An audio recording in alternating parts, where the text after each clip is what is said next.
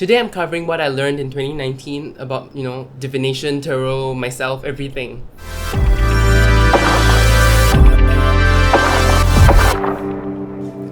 Hi everyone, this is Casper, the boy diviner here today, and I wanted to talk about my 2019 reflections, what I learned, what I felt, a lot of things today.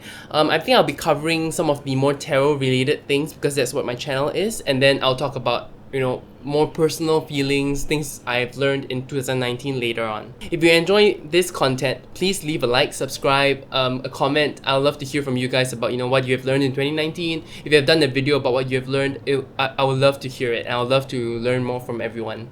To give you guys some background, I've been reading the tarot for about, if I round off, it'll be about 4 years right now. And in that 4 years, I felt like, the first 3 years were just mindless buying and trying to figure out, what decks work for me, what I like to use. And this year, I feel like this year I've been more mindful than ever. And I have bought the most decks more than ever. But now I kind of know where my deck preferences are growing to. And this really would help if I aim to do a depth year this year. And I'm excited to, think about doing that and planning that out. Because now I know what kind of decks work for me. I'm more careful or hesitant about buying decks that I don't know if they will work for me. But sometimes there are surprises in decks as well. So you can't always be super careful. Sometimes you have to take some risk in buying. But let me talk about my growth in taste of decks in the past year or in the past 4 years. Because a lot of the things I realized were this year. And there are some new things that I love exploring, specifically because of certain decks. Let's talk about the colors of the decks that I used to like. I like decks that were either pastel or or based in black. So these were my kind of favorite colors or minimalist colors. Some of the decks that I used were like that. Let me show you some. For example, I like Shiolo Thompson. Her art is beautiful. This is the Other Kin Tarot. I love this deck. I love the art of this deck. I loved how watercolored it is, how pastel it is. It is a beautiful deck. One of my first decks were her Lion Strider deck. I still have it. I also got the Zilic Tarot. This is another watercolor based deck. And again, it is one that I really kind of liked. This was a Thoth Tarot. Thoth based Tarot. So I wanted to learn the Thoth using this deck. But somehow, I just never really got into it. And also, I wanted to learn the Lenormand. So one of the most beautiful art I've seen online is the 7th Sphere Lenormand by Labyrinthos. And this is also a very pastel-y colored deck. And even though the Lenormand doesn't really rely too much on the color, the imagery, somehow I just felt a bit like there's some sort of resistance between me and the decks that I talked about.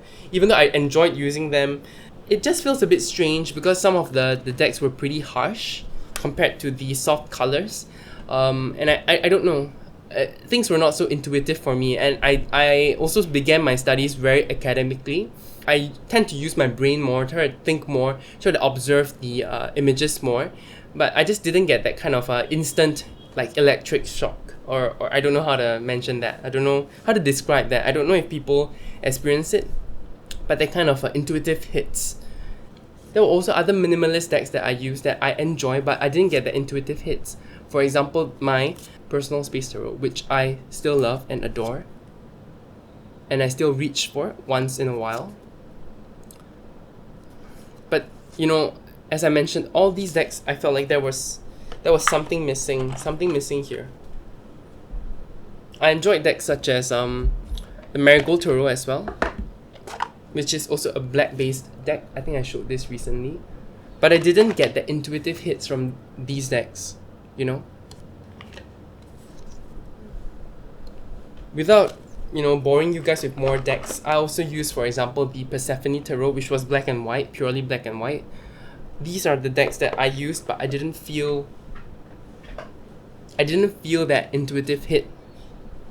It's only when I started using the Stella Tarot, and this was only bought because my friend asked me to share shipping with her, which is so colorful and bright, and not only cheery but also very stark.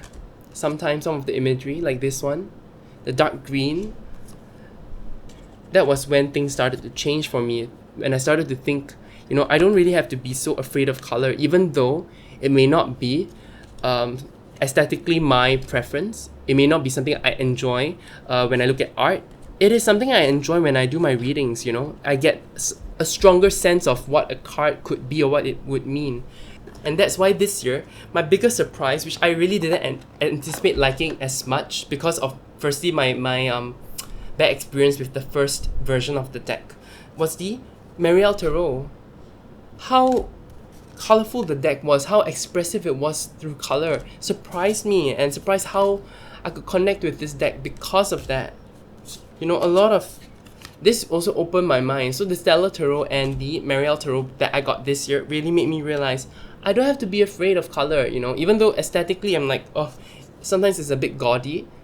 The readings I've gotten from these decks were more natural for me in a way. I didn't have to reach as far to get to a point compared to watercolor decks.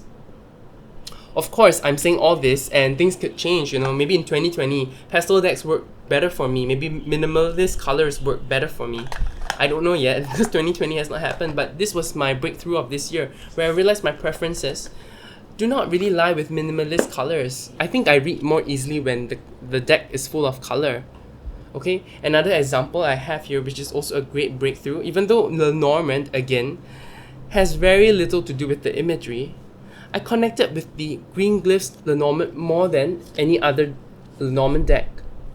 I know it's a bit still minimalist, but the colors are very stark and very bright and very clear.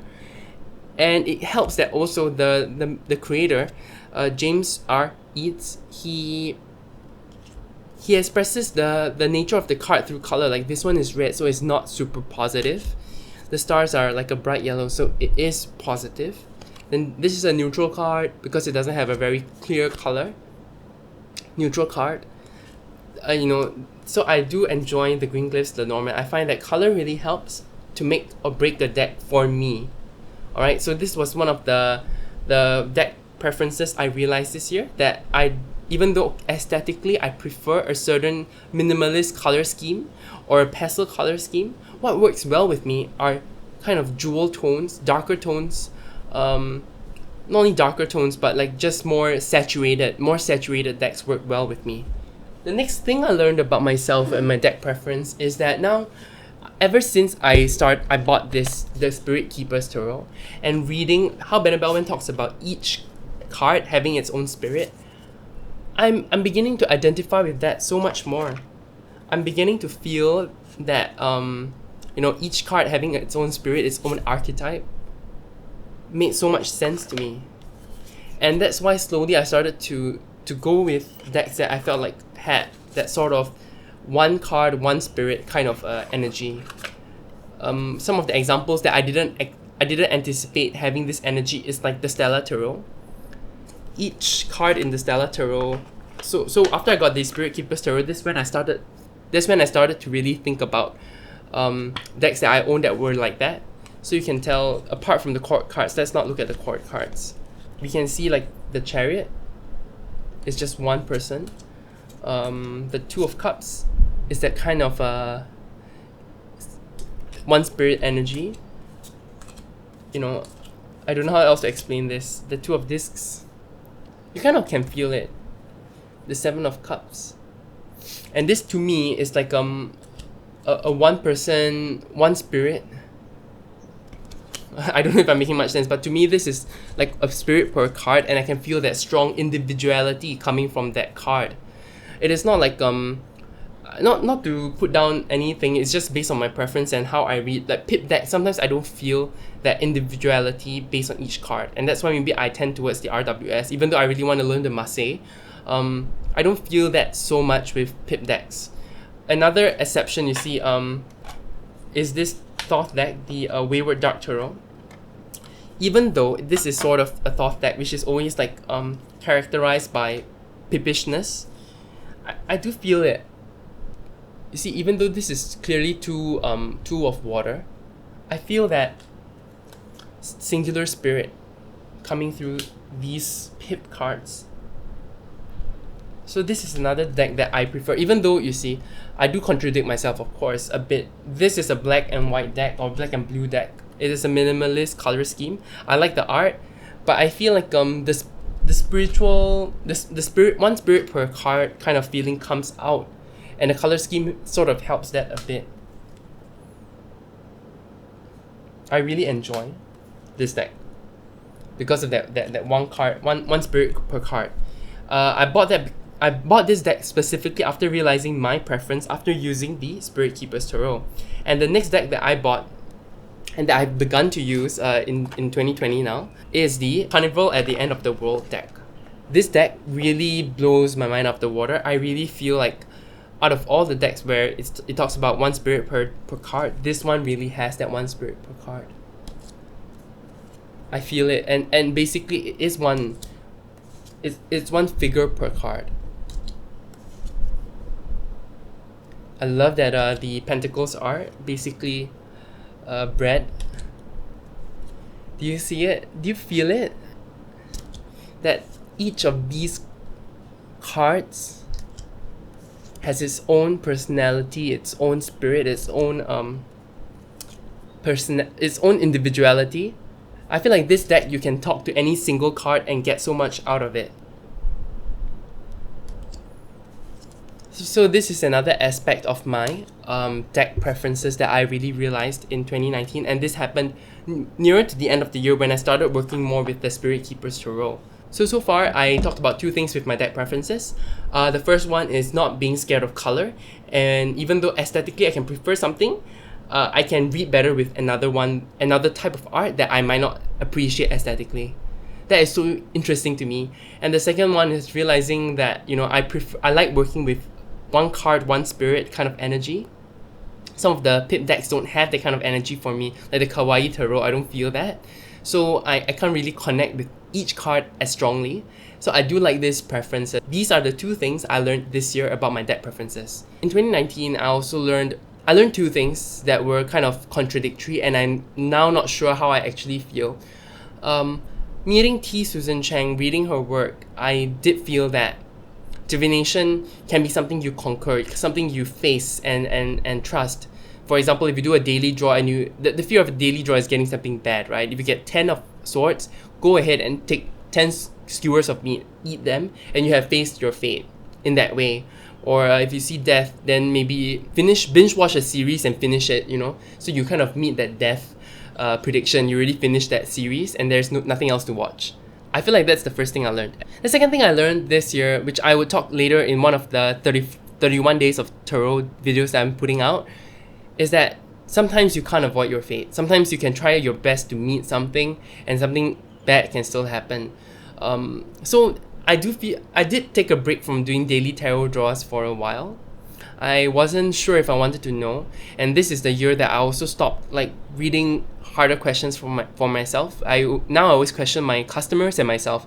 Am I really ready for this answer? Do I really want to know, or do I just want to let nature take its course? And recently, more of my answers have become let nature take its course.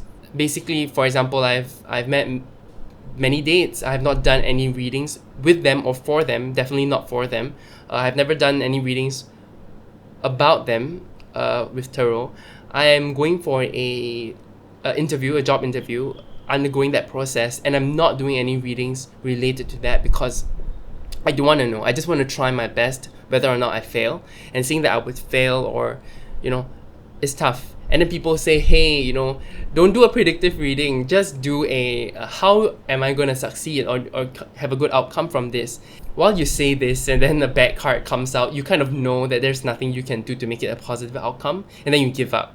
I don't want to give up right now. I just want to try and take things easy. So that's something I learned about divination. There is a time and place for it. We need to be mindful when we do a reading. At the same time, we have Instagram, we have social media, and we want to get validation from people that we're doing the right thing or sharing our knowledge. And that's why I do feel like daily draws are still okay. I'm starting it slowly again, and I'm kind of pairing it with Lenormand and Oracle, which I'm trying to learn this year more. The last thing I want to talk about this year is that I've skipped the December 2019 recap just because I'm doing the whole year anyway. But something happened in December that really kind of woke me up. my father had a condition, and because Asian fathers, they're really like strong, and they really like to appear strong and not make their family worry. He kept reassuring me he's fine and he's going to go to the we call it a polyclinic by himself. And I almost let him do that, even though I was really doubtful. I kept asking him, are you sure? Are you sure you don't need me to go with you? Are you sure you're fine? Because I don't think you're fine. But he kept reassuring me. But thank God, at the end of it, I went with him. And at the A&E, he collapsed. It was really scary for me. This was the first time I think I had to face my parents' possible demise. Knock on wood. Even though we have to face death as clearly as possible, we can't run away. All of us will die someday soon. And my father kept telling me, he's ready to go. It's fine. I mean, he can go anytime. When it's right, it's right. But I felt like I wasn't afraid of him leaving. I was more afraid that he wouldn't be comfortable. I'm more afraid of all the regrets I had because I didn't enjoy my time with him. I've not I have not been the best son. I don't know. I've tried my best, but I say that, and yet there are so many things that I could have done more. Before the operation, I told him I loved him. Not something Asian people would tell each other. And even though he was ill, he was in pain, he just vomited and wasn't given water because he has to go through an operation. They don't allow him to drink too much water before that. He still raised his voice and told me he loved me too, and that made me cry. I was really touched. I was really sad that I didn't do what I could. So right now, even though I'm applying for a new job that would take me more time out of the home, I'm suddenly not so keen anymore, even though the pay raise should be quite substantial. I'm not sure.